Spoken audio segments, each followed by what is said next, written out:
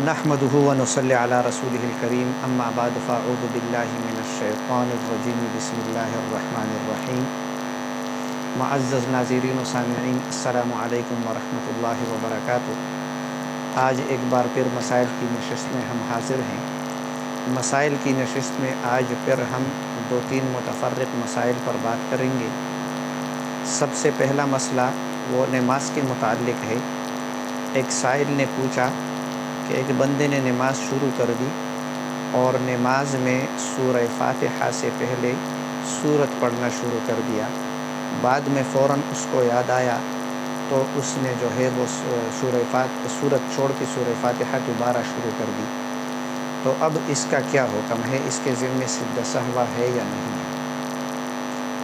तो इसका जवाब ये है, अगर उन्होंने सूरह फ़ातिहा की बजाय सूरत शुरू कर दी है और सूरत शुरू करते ही उनको याद आया कि मैंने सूरह फ़ातिहा नहीं पढ़ी और वो डायरेक्ट जो है वो सूरह फ़ातिहा पढ़ना उसने शुरू कर दिया, तो फिर इसकी नमाज तो दुरुस्त हो गई है, इसमें कोई हर्ज नहीं। लेकिन अगर उसने सूरत इतनी पढ़ी है कि उसके ऊपर एक रुकन का इतलाक़ हो सकता है, यानी 3 दफ़ा सुबहान रब्बियल अज़ीम या 3 दफ़ा सुबहान रब्बियल आला या 3 दफ़ा सुबहान अल्लाह के बक़दर जो है इन्होंने सूरत पढ़ी है और फिर ये वापस आकर सूरह फ़ातिहा पे आया है, तो इस सूरत में इसके ज़िम्मे सिद्ध सहवा लाज़िम है। इसलिए कि सूरह फ़ातिहा और सूरत के दरमियान तरतीब रखना, सूरह फ़ातिहा पहले पढ़ना और सूरत बाद में पढ़ना, ये भी वाजिबात में से है।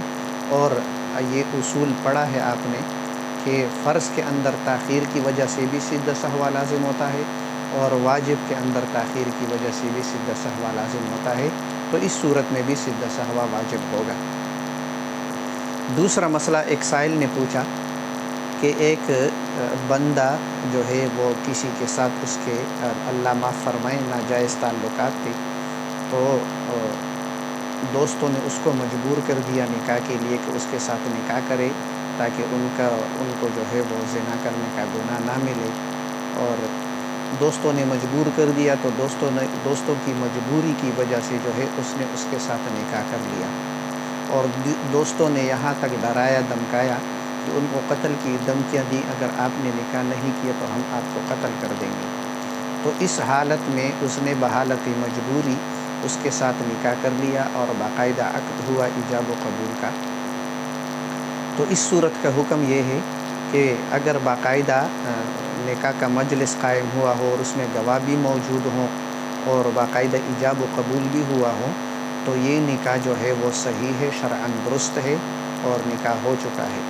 इसलिए कि ज़्यादा से ज़्यादा ये कह सकते हैं कि ये आदमी मुकरह था, तो मुकरह का निकाह भी वाक़ हो जाता है। जिस तरह मुकरह की तलाक़ वाक़ हो जाती है, इसी तरह मुकरह की निकाह भी जो है वो मुनअक़िद हो जाती है, लिहाजा ये निकाह मुनअक़िद हो चुका है। तीसरा सवाल एक साइल ने पूछा, कारोबार के मुताल्लिक़ सवाल है कि कुछ दुकानदार जो है वो गाहक के लिए इनामात रख लेते हैं, जो ज़्यादा माल ख़रीद लेता है तो उसके लिए इनाम रख लेते हैं और इस इनाम रखने की वजह से फिर जो है साल के आखिर में या महीने के आखिर में जो है वो दुकानदार जिन्होंने ज़्यादा माल ख़रीदा है उनके दरमियान कुरानंदाज़ी करा लेते हैं। जिनका कुरा निकल आता है उनको जो है वो नक़द इनाम दे देते हैं या कोई चीज़ इनाम में कंप्यूटर दे देते हैं या मोटरसाइकिल दे देते हैं। इसी तरह के प्रोग्राम जो है कुछ बड़ी कंपनियों की तरफ से भी होती है कि उनका माल ज़्यादा बिक जाता है तो ख़रीदने वाले अगर ज़्यादा ख़रीदने वाले हों उनके दरमियान जो है कुरानंदाज़ी की जाती है, फिर उनके अंदर इनामात तक़सीम की जाती हैं। बड़ी बड़ी कंपनियों की तरफ से भी इस तरह होता है।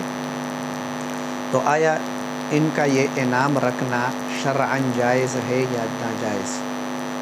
तो इसका जवाब ये है कि अगर ये इनाम रखने वाले दुकानदार या इनाम रखने वाली कंपनियां दो शराइत का लिहाज रखें तो फिर उनका ये इनाम रखना जो है वो जायज़ है।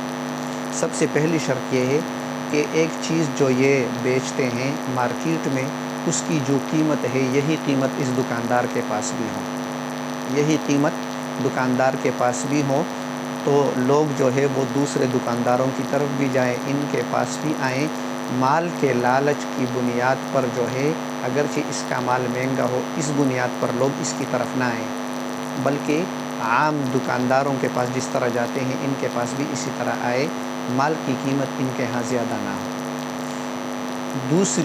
دوسرا شرط جو ہے وہ یہ ہے کہ دکاندار جو مال بیچ رہا ہے وہ معیاری مال ہو، کوئی ناقص مٹیریل یا ناقص مال نہ ہو، اس لیے کہ بعض اوقات جو ہے دکاندار ناقص مٹیریل یا ناقص مال جو ہے اس بہانے نکال دیتے ہیں کہ وہ انعام رکھ لیتے ہیں تاکہ کسی طرح یہ مال نکل جائے۔